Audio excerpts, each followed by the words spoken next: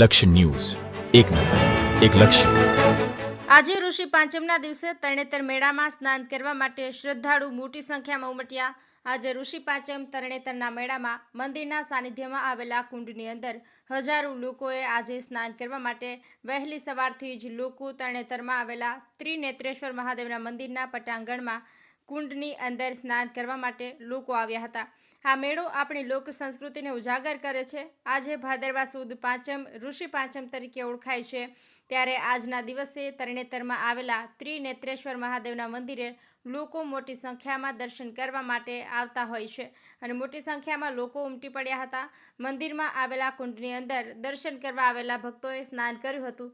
ઉલ્લેખનીય છે કે આજના દિવસે આ કુંડની અંદર ગંગાજી પ્રાગટ્ય થાય છે. ત્યારે આજના દિવસે લોકો મોટી સંખ્યામાં વહેલી સવારથી લઈને મોડી રાત સુધી અહીંયા દર્શન કરવા માટે આવતા હોય છે.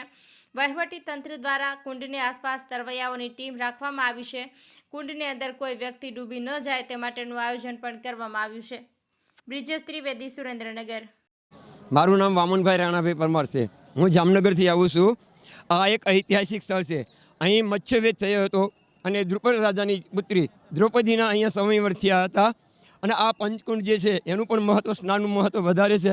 અહીંયા ગંગા નદીનું પ્રાગટ્ય પણ છે અને આ પાંચાલની ભૂમિ છે, આ તપોભૂમિ છે, આ પાંડવોનું પણ તીર્થ સ્થળ છે.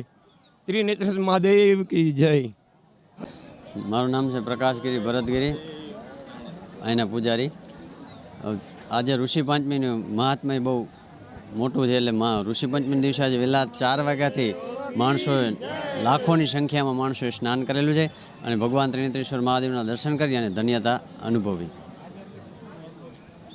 આજના દિવસે મહત્વમાં ગણો તો ઋષિ પંચમી એટલે ઋષિઓ અને દેવો થઈને જ્યારે કણવ ઋષિ આ ભૂમિ ઉપર થઈ ગયા ત્યારે કણવ ઋષિએ ભગવાન શિવને પ્રગટ કરેલા લિંગમાંથી, ત્યારે દેવો અને ઋષિઓ થઈને આ મેળાની સ્થાપના કરી. પરંપરા ઋષિ પંચમીનો મેળો આવેલો આવે છે અને એમાં ઋષિ પંચમી દિવસે વહેલા 4 વાગે આ બ્રહ્મકુંડની અંદર ગૌમુખી ગંગા પ્રગટ થાય છે અને લોકોનો પાપ ધોઈને બધાને પુણ્ય